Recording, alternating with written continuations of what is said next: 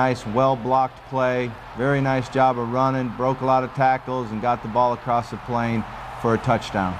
They review this one and ultimately give you the touchdown, and boy, Michael Smith wanted the end zone. He really did. He really fought hard, played with great effort, and they ruled that he crossed the plane before his knee was down, and we'll certainly take it. 22 carries in the ball game for Michael Smith, and he certainly carried a load last night. Yeah, he did, and his conditioning, he missed that first game, and that always is something that you worry about, and but he did a great job hanging in there. Here they run a screen pass, and the receiver makes a very nice move, runs down the field, we get the tackle, but we have to do a little bit better job of defending that play than that. And then they come back with speed option, very well executed play, and again they're attacking us with the run into the boundary, and kind of set up by our inability to kick the ball deep.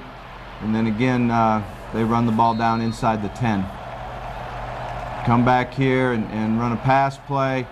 Got a PI call there. I thought it was real close, but the official ruled on it. We give them the ball, first down, and then they go in and score a touchdown. Again, we're still playing good defense. We got 11 guys flying to the ball, but we got our backs against the wall a little bit. And another play where guy's open, drops the ball. That was Zachary, their tight end. And then they come back with the slant play, and looked for a minute like Jamar was going to pick that off, and the ball just slipped by his hands, and they got the touchdown and made the extra point. We find ourselves down 7-6 after really controlling the ball for almost the entire first quarter and running the ball and throwing it very well. Come out here in an empty play, and they bring a corner blitz. We got to get the ball out of our hand. We had enough time to get the ball out of our hand and didn't do it. And then we miscounted here on our punt, and they ended up getting the block, which is something that really hurt us. Our kicking game and our special teams really, really hurt us. They run a little play action pass into the boundary to their tight end and get the ball down inside. But we did a nice job here with our defense, running to the ball, gang tackling, and getting negative yards. Again, you see the run. We fit our gaps a lot better, and we hustled, ran, kept him out, and that's what I was impressed with our defense, was how hard we played and how many guys we got to the football. Here they try a play action pass, and again it's well defended, and he had to throw it high and throw it away basically. Come back here on a third down, and they spread it out, put their tight end in motion. We do a nice job here of getting a pass rush, getting the ball tipped, and keeping them out of the end zone. Jenner kicks the field goal here. And we find ourselves behind again 10-6 going in to the 3 minutes left, 3 minutes 48 seconds left in the quarter. Certainly not the spot you wanted to be in, but your defense found itself with its back against the wall in that spot, and they were able to hold them to a field goal. Yeah, because of our special teams, we put the defense in tough situation. The block punt, and we held them to a field goal. After we scored, you'd like to take the momentum, back them up. But we didn't kick the ball real well and didn't cover great and gave them great field position, and that really hurt us. The special teams were certainly a reason we found ourselves behind. Well, this year is the 60th anniversary of War Memorial Stadium in Little Rock. It was rocking for this football game, and we'll learn more about the history of this great college football venue when we continue on Inside Razorback Football with Bobby Petrino.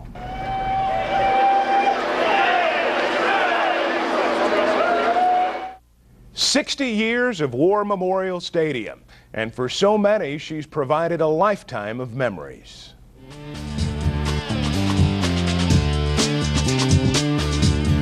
In the 60 years since it was built, newer stadiums have come to outsize this venerable Little Rock landmark, but few have the capacity to thrill more than War Memorial Stadium. At the end of the Second World War, the state needed a stadium worthy of its growing state capital and its growing Razorback fan base. Arkansas coach John Barnhill wanted it sooner rather than later. He gave the state legislature a not-so-subtle hint in 1947 when he moved the Texas game that season to Memphis. They got the message. Construction of War Memorial Stadium got underway that very year. It took 11 months to complete. The dedication took place even before the press box was completed. It didn't matter. On September 18, 1948, a state record crowd turned out to hear hometown war hero Footsie Britt honor veterans of 2 world wars. They also saw a bit of sporting history, the stadium's first ever Razorback game. In the Arkansas lineup that afternoon was Louis Shuffle. It was hot. Oh, it was hot. Everybody came with their coats and ties and everything else, and it was a heck of a ball game. He remembers no one on the field was hotter than legend in the making Clyde Scott of Smackover, who ran smack over Abilene Christian. He was fast. He played outstanding the whole ball game. Arkansas won in a romp, 40-6. Captain Harry Truman marches with his World War I buddy. A year later, the stadium would get an even grander christening. At the dedication of Little Rock's War Memorial Stadium, Mr. Truman speaks to the nation. In the decades that followed, the Razorbacks continued adding to their legacy, and the stadium continued adding seats, growing from 31 to now almost 54,000. But ticket buyers haven't always come here to call the Hogs. The Rolling Stones, Elton John, Billy Joel, indeed some of music's biggest names have played here. And at other times, thousands have prayed. I've not kissed a Razorback, and I've always wanted to. It's always been an all-purpose facility. And these days, even the football fans aren't always wearing Razorback red. It's the home away from home for UAPB, UCA, Henderson State, so many schools. Gary Smith is current stadium manager. He says the goal going forward is to keep the stadium from looking her age.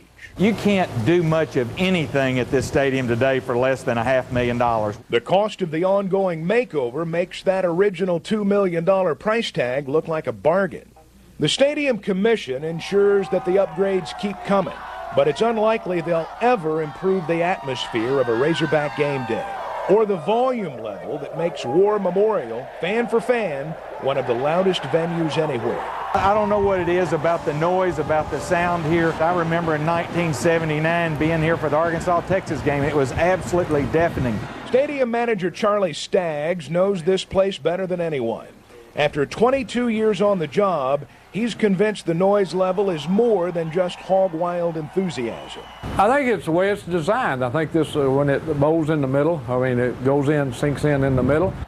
The end zones are closed, and the people are so close to the field.